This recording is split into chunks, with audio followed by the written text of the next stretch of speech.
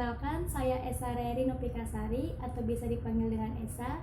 Saya salah satu mahasiswa Fakultas Komunikasi Sastra dan Bahasa jurusan Sastra Inggris di Unisma Bekasi. Dan saya mengambil minat atau konsentrasi di pengajaran bahasa dan linguistik terapan atau biasa disebut sebagai English Language Teaching and Applied Linguistics. Selama 1 bulan dari tanggal 17 Februari sampai dengan 17 Maret 2020, saya melaksanakan kegiatan praktik kuliah lapangan di salah satu lembaga sekolah yang bernama Sekolah Menengah Pertama Islam Terpadu atau SMPIT Bahana Mandiri Bekasi. Di sana, saya sebagai seorang tenaga pengajar atau guru dalam mata pelajaran bahasa Inggris.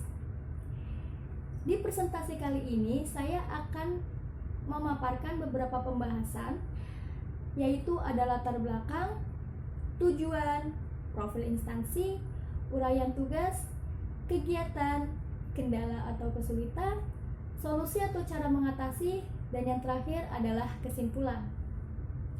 Pembahasan pertama yaitu latar belakang praktik kuliah lapangan. Praktik kuliah lapangan atau PKL atau biasa disebut sebagai magang merupakan kegiatan yang wajib diikuti oleh para mahasiswa untuk mengaplikasikan pengetahuan yang telah didapat selama perkuliahan dengan terjun langsung dalam dunia lapangan kerja yang terencana dan diawasi. Kegiatan ini juga merupakan salah satu syarat yang wajib diikuti oleh para mahasiswa untuk menuntaskan dan menyelesaikan satu mata kuliah wajib, yaitu internship. Bagi mahasiswa yang ingin mengikuti kegiatan PKL di suatu lembaga, perusahaan, atau instansi, tentunya telah memiliki kemampuan dasar atau ilmu-ilmu dasar yang sudah didapati dan sudah dibekali oleh para dosen yang terkait. Dengan begitu, para mahasiswa mampu menerapkan hal tersebut di dunia kerja nyata. Sebelum melaksanakan kegiatan PKL, para mahasiswa diminta untuk menentukan dan memilih salah satu tempat PKL. Setelah menentukan dan memilih, para mahasiswa diminta oleh koordinator PKL untuk membuat surat pengajuan PKL yang nantinya akan diserahkan ke fakultas. Setelah itu, pihak fakultas akan memberikan surat pengantar PKL kepada para mahasiswa yang nantinya surat pengantar PKL tersebut diajukan ke salah satu tempat PKL. Pembahasan kedua yaitu tujuan praktik kuliah lapangan. Dalam melaksanakan praktik kuliah lapangan tentunya ada tujuan yang diantaranya menambah wawasan dan pengalaman di dunia lapangan kerja dengan keahlian yang dimiliki, mengembangkan teori-teori studi sastra Inggris yang telah didapatkan selama perkuliahan, melatih mahasiswa untuk berinteraksi atau berkomunikasi secara profesional di dunia kerja nyata, dan yang terakhir, meningkatkan pemahaman mahasiswa mengenai PKL dalam dunia lapangan kerja. Pembahasan ketiga, profil instansi. Sekolah Menengah Pertama Islam Terpadu atau SMPIT Bahana Mandiri merupakan salah satu lembaga sekolah yang terletak di Jalan Kelapa 2, RT 2 RW 7, Kelurahan Padurenan, Kecamatan Mustika Jaya, Kota Bekasi, Jawa Barat. Sekolah tersebut di bawah naungan Yayasan Karya Bahana Mandiri yang dipimpin oleh Haji UU Saiful Miqdad MSI sebagai ketua yayasan. Yayasan Karya Bahana Mandiri memiliki 4 sekolah di bawah naungannya. Yang pertama ada SDIT Bahana Mandiri, kedua ada SMPIT Bahana Mandiri, ketiga ada SMKS Karya Bahana Mandiri 1, dan yang terakhir ada SMKS Karya Bahana Mandiri 2. SMPIT Bahana Mandiri juga baru berdiri pada tahun 2018 dan sudah mulai berjalan 2 tahun. Selain itu, SMPIT Bahana Mandiri juga memiliki visi dan misi. Visinya adalah unggul dalam ilmu, mulia dalam akhlak, mandiri, kreatif, dan berwawasan global.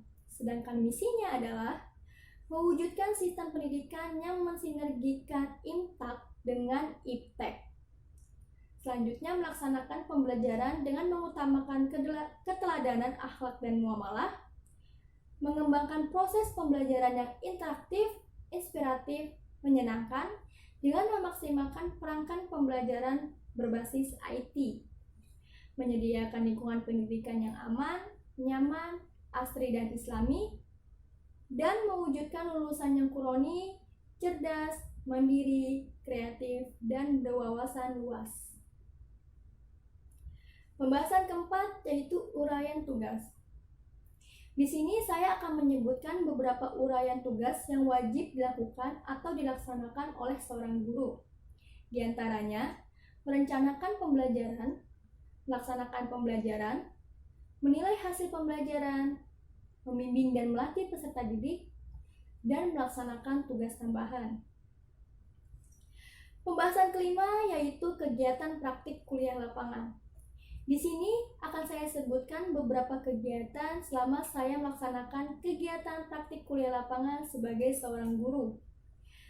Menentukan materi yang akan dibahas di kelas, membahas materi kepada peserta didik sesuai dengan kurikulum, selanjutnya membuat tugas untuk di kelas dan di rumah sesuai dengan materi yang dibahas, memberikan tugas di kelas dan di rumah kepada peserta didik sesuai dengan materi yang dibahas, melakukan games dan ice breaking di dalam kelas karena ini bertujuan supaya suasana di kelas tidak jenuh atau bosan. Membuat evaluasi akademik, mengisi jam kosong kelas, dan yang terakhir menemani atau mendampingi guru mata pelajaran bahasa Inggris di kelas 1 dan 2 SD. Dan berikut adalah salah satu dokumentasi saya ketika saya sedang mengajar di salah satu kelas. Jadwal kegiatan PKL saya selama mengajar di hari Senin sampai dengan Jumat pada pukul setengah 8 pagi sampai dengan jam 13.50 siang. Dan di hari Sabtu saya libur karena di hari Sabtu hanya dilakukan kegiatan ekstrakurikuler peserta didik. Lalu mata kuliah yang terkait di kegiatan praktik kuliah lapangan saya sebagai seorang guru adalah Basic Listening and Speaking, Basic Reading and Writing, Basic Grammar, dan English as Foreign Language. Pembahasan keenam yaitu kendala atau kesulitan praktik kuliah lapangan. Selama saya melakukan kegiatan PKL menjadi seorang guru, tentunya saya memiliki sedikit kendala atau kesulitan. Di antaranya, kurangnya arahan dari guru mata pelajaran bahasa Inggris terkait sistem kegiatan belajar mengajar, mengkondisikan peserta didik dalam kegiatan belajar mengajar di dalam kelas, dan yang terakhir, mengarahkan kembali pemahaman dalam mata pelajaran bahasa Inggris kepada peserta didik dikarenakan kurangnya penguasaan vocabulary dan pronunciation. Pembahasan ketujuh adalah solusi atau cara mengatasi.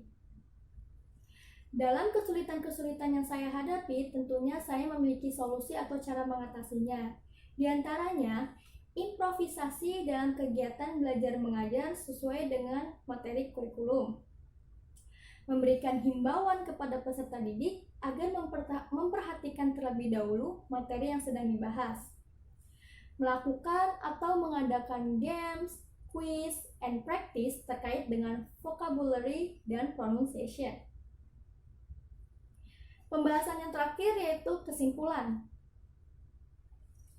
Setelah melaksanakan kegiatan PKL, saya merasakan berbagai manfaat, di antaranya kemampuan kerja, motivasi kerja, komunikasi dan kerjasama tim, pengembangan diri, inisiatif, kedisiplinan waktu, kreativitas, dan ketelitian dalam bekerja. Selain itu, kesimpulan yang dapat saya ambil selama melaksanakan kegiatan PKL adalah ketangkasan dan ketelitian dalam mengajar peserta didik dengan baik dan memahami berbagai kemampuan, sikap, dan karakter peserta didik serta menyampaikan makna dengan benar. Demikian pemaparan saya dalam hasil laporan praktik kuliah lapangan saya selama 1 bulan. Sebelum mengakhiri video ini, saya ingin memberikan pesan bahwa lakukan hal-hal baru yang belum dilakukan sebelumnya, karena itu akan menjadikan sebuah pengalaman yang menarik dan menyenangkan seumur hidup. Sekian dari saya. Wassalamualaikum warahmatullahi wabarakatuh.